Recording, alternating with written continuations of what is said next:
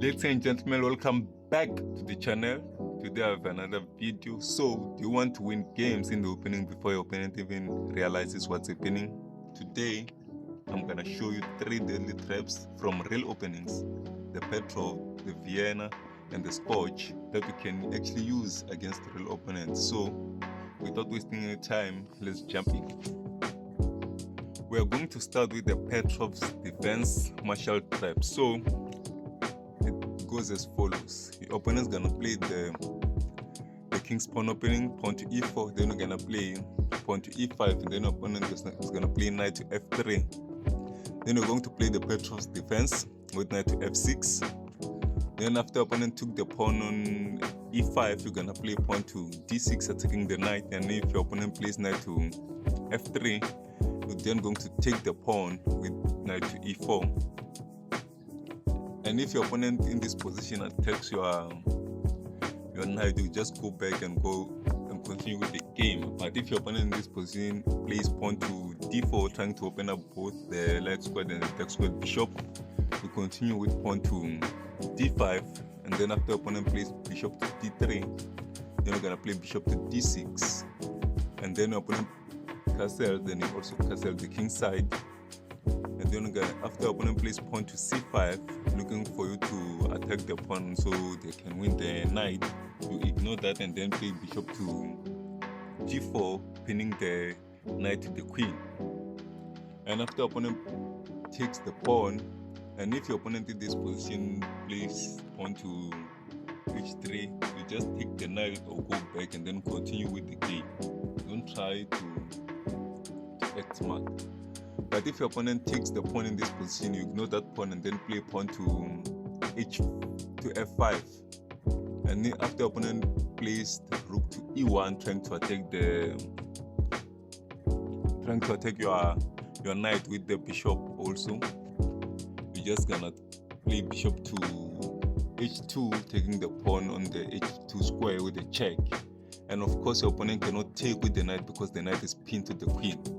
Then opponent in this position is going to take with the king, and then after that you're just gonna play knight to f2, attacking the queen and the bishop at the same time. It's kind of a fork, but it's not really a fork. After opponent plays queen to e2, trying to attack the knight and also still protecting the bishop, you're just going to take the bishop with the knight, and after opponent takes back with the queen, you're just gonna take the knight on f3, and after your opponent takes back with the queen again, you're just going to play king to h2 with a check. Now this is a fork. Now your opponent has to cover or move the king, and if your opponent covers with the queen looking for a queen exchange, you ignore that and then take the rook on e1 and continue with the game. If you lose in this position, then I don't know, because this is a winning position for black. But you can still lose. But if you play good in this position and don't blunder any piece, you can win this position very easily because white king is exposed. So that's how the martial trap goes. Now let's get into the second trap. Now the second trap is the Scotch game. It goes like this. You play the king's pawn to e4, and after opponent plays pawn to e5, you're gonna play knight to f3, and the opponent plays knight to c6. You're going to play pawn to d4, looking for the pawn exchange, and after opponent takes, you're just going to ignore that pawn and play knight to g5. Of course, the queen cannot take the knight because it's protected by the bishop. And in this position, if your opponent then plays bishop to e7, attacking the knight, you just simply take the pawn on f7, attacking the rook, and then after opponent takes with the king, you're just going to play bishop to c4 with a check. And if the king goes back, you're going to play queen to h5 with another check. And if the pawn blocks, you're going to play queen to d5, threatening this checkmate. And if your opponent blocks with this knight, you're just going to take with the bishop. And if your opponent sees that and tries to block with the second knight, you're just going to take with the queen. Now you're winning yourself a rook because the bishop cannot protect the rook. The knight can play here, but you have won your piece back, so you can also play bishop to g5, and now you're also winning yourself another knight, and your opponent can play this, and then the game continues, you have an advantage and your opponent hasn't developed. So in the same position, if your opponent does this instead, place the pawn to h6, you are still going to take the pawn, and if your opponent takes back with the king, you're going with a check with the bishop, and then the king goes back. And even if the king comes here, but mostly in this position the king doesn't try to close the bishop, the opponent is going to play king to e8, and now it's mate n6. You're going to play queen to h5 with a check, and if your opponent moves here, you're going to play queen to f7 with another check, and if the king moves here, you're going to play bishop to f4 with a check, and if the king moves here, you're going to play queen to d5 with another check, and now it's just mate in one. So that's how the Scotch game goes. Now let's get into the third and last trap. Now let's get into the Vienna game. It goes as follows. We're gonna start with the king's pawn to e4, and after opponent respond with king pawn to e5, I'm gonna play the Vienna game with knight to c3, and after opponent plays knight to f6, you're going to play pawn to f4. And in this position, if your opponent takes the pawn, you're just simply going to push this pawn, and if your opponent tries to protect the pawn with the bishop, because that's the only piece, there's also this pawn, but that pawn is kind of risky. This pawn is kind of risky because it gives white the advantage to attack the king side, but most time your opponent is going to protect with the bishop.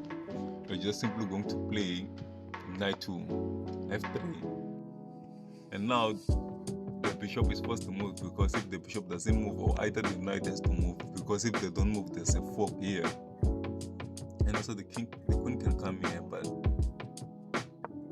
that's also kind of risky. So, but if this doesn't really happen and your opponent does this in this position, just go back. After you play this position and your opponent plays knight to c6, trying to protect the pawn, you're just simply going to take the pawn, and after opponent takes back with the knight, you're simply going to play the queen's pawn to d4, attacking the knight. And if your opponent moves knight to g6, you're simply going to play your second pawn, attacking the second knight. Now the only square for the second knight to move is back to the original square, because the other squares are being attacked. This square is being attacked with the knight, and this square is being attacked with the knight. This square with the queen, and that square with the queen. So the only square that works for black is back to the original square, or to the starting square. And after opponent plays knight to g8, you're going to play knight to f3. And after opponent, now as you can see this position of controlling the center, now opponent is going to try to destroy this center by playing pawn to d6. You're simply going to ignore that pawn and play bishop to c4, and the opponent's gonna see a free pawn, and they're going to take the pawn. You're going to ignore that again and castle the king side.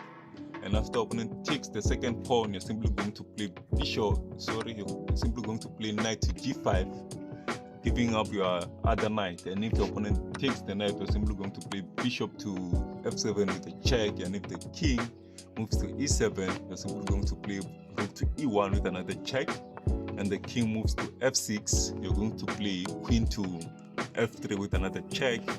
And if after the bishop blocks, because that's the only piece that can block in that position, also the knight can block, but just that was the piece. So I mean this knight can block, but as you can see, after the bishop blocks on f5, you're simply going to play rook to e6, checkmate. So that's how the Vienna game goes, and that's how all the traps go. So if you want to try these traps, you can try the traps, especially in bleeds, and only in the lower E. Don't try it on the stronger players, because they know these traps, but you can try it. They might work sometimes. So that's it from the video, and that's it from me. Thank you for watching. Please subscribe, like, comment which one is your favorite, and until we see each other on the next video, that's it from me.